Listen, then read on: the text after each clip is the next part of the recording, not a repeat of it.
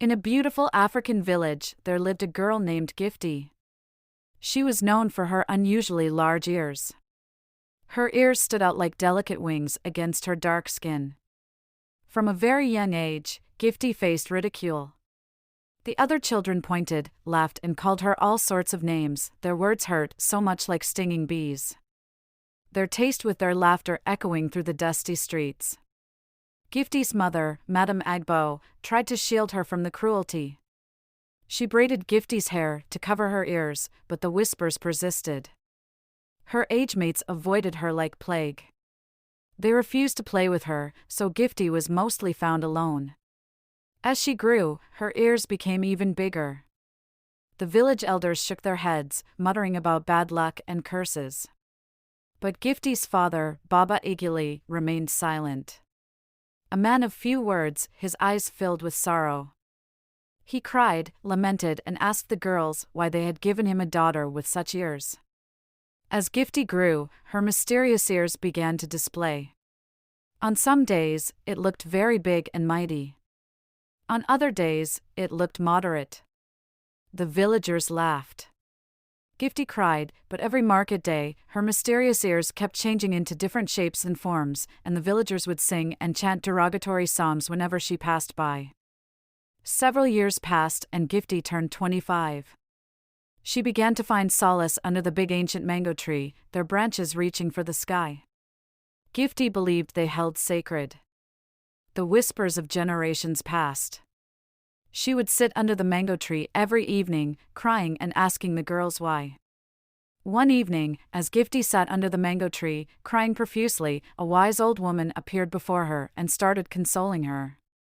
"My child, your ears are not a curse. They are a gift.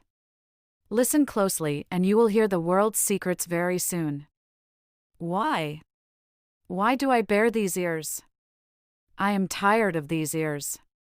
"Worry not, my child. Good news awaits you very soon." As Gifty walked back home that evening, her heart fluttered. Could it be true?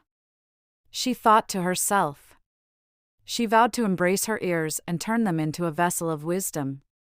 From that day, every evening, she met the old wise woman under the ancient mango tree. They would both gist and laugh. The old wise woman also taught her how to pay attention and listen to things from afar. From then, Gifty no longer tried to hide her ears or cry. She walked confidently to the village stream. She also adorned her ears with colorful beads and tiny bells. Whenever she walked by and the villagers tried to laugh at her, she smiled and laughed at them too. Her ears became her compass, guiding her through life's twists and turns. She learned to hear the unspoken, the hopes of the elderly, the dreams of the young, and the secrets hidden in the wind. And then, one fateful day, the village faced a drought. The stream dried up completely. Even the wells ran dry and the crops withered. The elders gathered, their faces etched with worry. "What sin have we committed to deserve this? This is very strange. I wonder why the gods have decided to punish us this way. Bano, we can't stay like this. How long can we live before we die of thirst? We need to appease the gods. We need to seek for answers. Let us do something." So, the village elders started going around seeking the help of so many dibyas from far and near. But all the dibyas could not provide any proper solution. The villagers became so worried. Every day, they would stand by the stream, hoping for water to come out. They lamented, cried, and sang to the gods.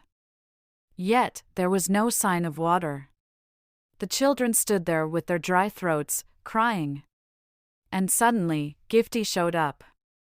"Listen, listen closely. Are you all here, Deet?" But the villagers could not hear anything. Gifty stepped forward as she placed one of her hands on her ear. The villagers all watched her with their skeptical faces. Gifty heard a faint trickle, a hidden spring, deep within the earth. She led them to the spot, and as they dug, water bubbled forth. The villagers were so shocked, and Gifty kept taking them to different spots in the village where they could find very clean water. They all rejoiced. They carried her and raised her towards the sky. Gifty became a hero. A girl with big ears had saved them all. Even the elders and the elderly women who had once judged her, insulted her, and called her a cursed child, started using the same mouth to praise her.